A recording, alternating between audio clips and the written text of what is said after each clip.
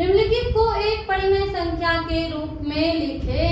अब आपका सवाल क्या है कि निम्नलिखित को एक परिमेय संख्या के रूप में लिखना है, यानी कि इसको सरल करके एक ठो परिमेय संख्या, देखिए 1 2 3 4 5 5 ठो है ना जी, इसको सरल करना है और एक ठो परिमेय संख्या के रूप में लिखना है। चलिए लिखते हैं।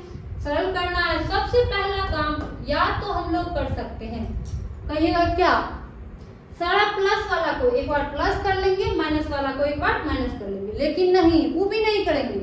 तब कहिए क्या कीजिएगा आप मैम। चलिए करते हैं, क्या कर देंगे, तो सबको एक ही बार करेंगे। चलिए सबसे पहले यहाँ पे ले लिए हम लोग, बटे खींच लिए। अब क्या है 5 3 5 5 3, जिसको नहीं आता वाला उत्तम ध्यान दे, इधर बोर्ड की तरफ ध्यान देना एकदम।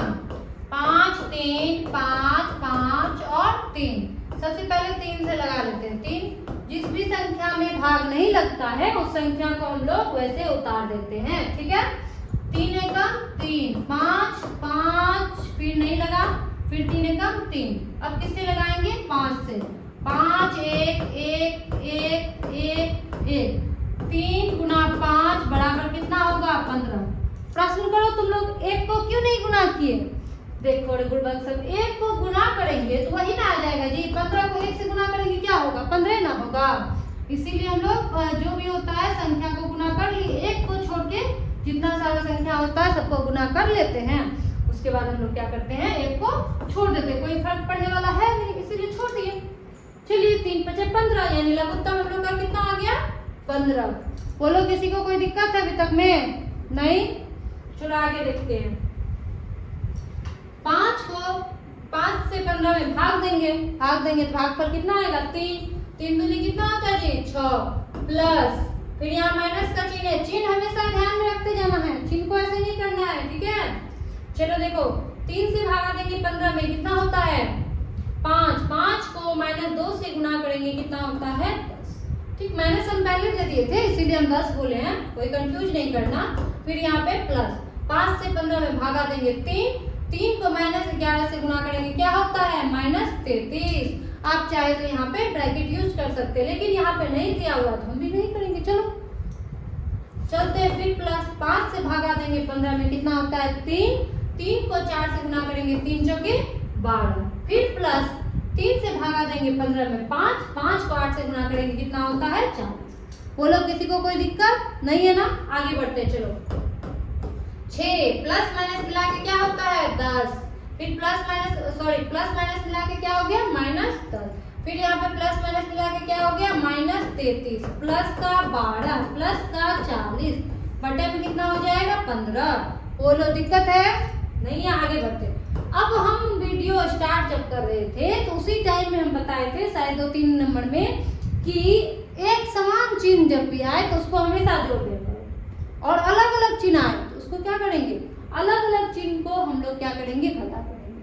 अब कहोगे यहाँ पे 2 ठो में 3 ठो में प्लस है, 2 ठो में माइनस है, करेंगे क्या, तो प्लस वाला को एक साइड जोड़ दो, माइनस वाला को एक साइड जोड़ दो, ठीक है।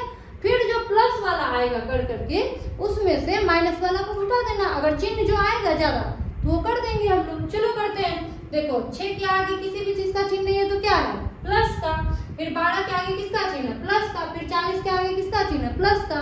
तो प्लस वाला को चलो जोड़ देते हैं। चलो आप तुम लोग कहता है एक जगह लिखेंगे, चलो एक जगह लिख भी देते हैं, कोई फर्क नहीं पड़ता है हम लोगों को। यहाँ से भी हम उठा के जोड़ सकते हैं, लेकिन अगर सुविधा हो तो लिख लेते हैं। चलो लिख लेते हैं प्लस 40 माइनस क्या हो जाएगा 10, माइनस क्या था 33, बटे कितना हो जाएगा 15। चलो इन दोनों को जोड़ते हैं, 6 2 8, 4 1 5। एक समान चिन्ह को हमेशा जोड़ने बोले हैं, गलती नहीं करना। यहाँ माइनस है, ये दोनों समान चिन्ह है, ये दोनों को जोड़ देते हैं। कितना हो गया 33 10 43, बटे कितना हो गया 15। बोलो किसी को कोई दिक्कत नहीं है, दिक्कत आगे बढ़े। चलो अब देखो यहाँ पे प्लस है, यहाँ पे माइनस है, प्लस मिला के माइनस मिला के क्या होता है माइनस होगा, तो बाबू माइनस, लेकिन चिन्ह किसका होगा। चलो पहले माइनस कर देते हैं, उसके बाद चिन्ह का ध्यान रखते हैं, ठीक है। 8 में से 3 गया कितना बचेगा 5, 5 में से 4 गया कितना बचेगा 1, बटे कितना हो गया 15। फिर यहाँ पे देखो प्लस का चिन्ह या माइनस का चिन्ह, जल्दी बताओ।